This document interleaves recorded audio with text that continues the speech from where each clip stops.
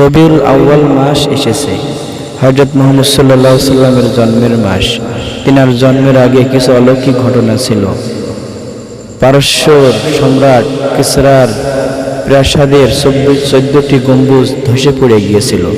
অগ্নিকাণ্ড যা 1000 বছর ধরে জ্বলছিল, আল্লাহ রাসূলের জন্মের সময় তা নিভে গিয়েছিল।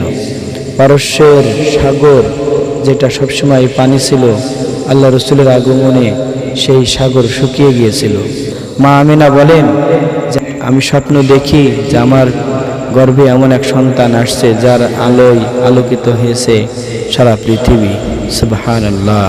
নবীর জন্মের সময় এসব অলৌকিক ঘটনা ঘটার একমাত্র কারণ যে মূর্তি পূজা, কুফরি, নাস্তিক্যবাদী এইগুলোর ধ্বংস অনিবার্য এবং রসুলের যে সত্য দিন, হকের দিন, এর বিজয় হবেই, এটাই হচ্ছে প্রধান কারণ।